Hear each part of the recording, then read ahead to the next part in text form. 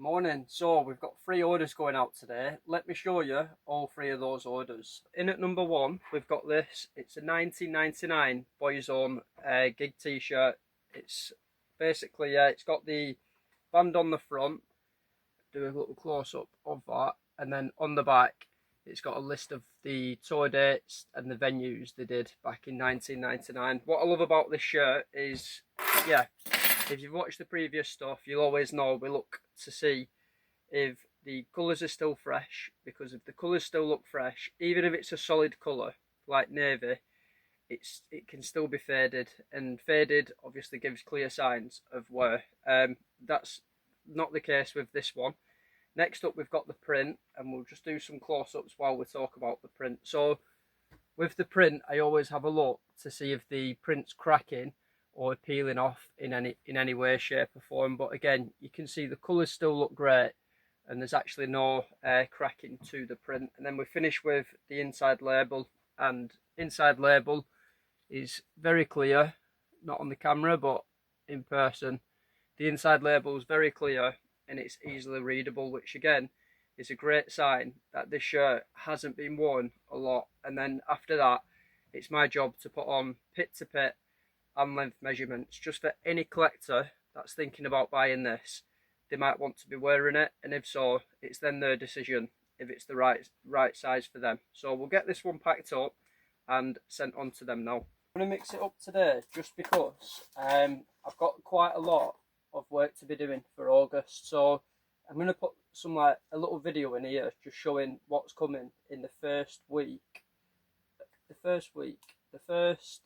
11 days of August. So I planned on making the whole month of August dedicated to Rocky memorabilia. However, instead I'm going to condense that down into the first 2 weeks of August. So then the second 2 weeks of August I can dedicate to getting wrestling figures on the store. I've got a lot of stock, and if I just do it in little bits, it's going to take me up to December, whereas I'd prefer to get all the stock on, and then I might basically just get as much stock on as possible. So I'll get this packed up. I'm not doing like the head cam, but I'll do a little bit here. Boom, job's a good one. So next up we have, what have we got next? Next up we've got a AEW figure of Orange Cassidy. So AEWs, they're not something I normally get into the store, just because they're not really a figure I can relate to, because it's not a form of wrestling I've ever watched. Now, the toy company that make these are Jazzwares, and I don't get a lot of Jazzwares stuff in, but I do think they are quite a good company, because they've made a few figures I've had in before, like Sonic figures. They do really well, and also the UFC figures. Now, I don't know of any other toy company that have made the UFC figures, but I do try and get them in the store, but because they are very popular. As for the AEW line, I do actually quite like the packaging on them. Again, if you've watched my previous stuff, you'll know that the classic superstars are some of my favourite figures, because I just think they display really well, and I think it's very similar with these, to be honest. The stance, like the pose on the figure, is quite unique to Cassidy, and then the black and gold packaging, I think it makes for like a really nice display. At the minute, I am out of stock on the pink boxes, like still waiting for them, which is a little bit frustrating. However, it's on me. It's on me, because I should have ordered them earlier, and then you account for things like delays in postage. So I'm going to have to like manufacture some packaging with this one, but I'm going to get it packed up and sent on to that new collector now.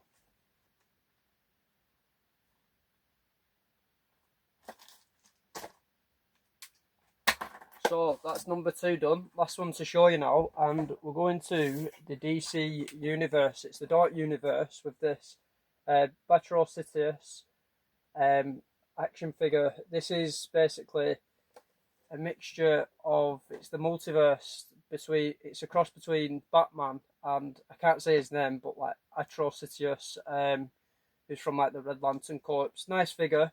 And as for the actual figure itself, it does remain boxed, unopened, in its original packaging. So again, we're going to have to like manufacture some packaging for this, but we'll get this packaged up and sent on to that collector now. My aim is basically, I want to become a business where I'm only using 3 types of packaging, because then it just makes the whole experience so much easier. Because rather than, say, when big things sell, I might have to like cut down packaging, create boxes, or even store really large boxes. Whereas if I'm, say, just selling wrestling figures loose, wrestling figures boxed, or maybe like smaller items like t-shirts, then t-shirts do just for the mailers. The wrestling figure boxes, they're great for the pink boxes that I've got, and then like the loose figures can literally just fit in the small eBay boxes, and it just basically, it makes the process streamlined, which allows me more time to be sourcing collectibles, getting collectibles on the store, or say like networking and doing those types of things. So it is something that I'm thinking about, because even though I'm packing a figure right now, I'm out of boxes, and this isn't something that should be happening for a business, but it's a learning process and we just keep going.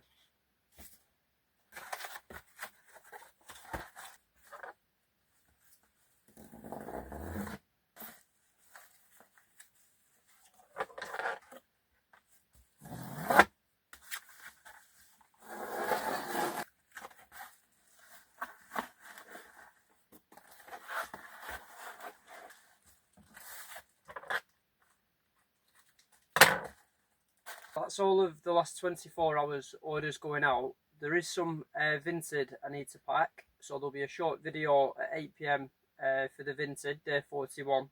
As always, if you're new to the channel, hit the subscribe button. Let me know your favourite collectible to leave the store, and yeah, thanks for watching. Have a good one.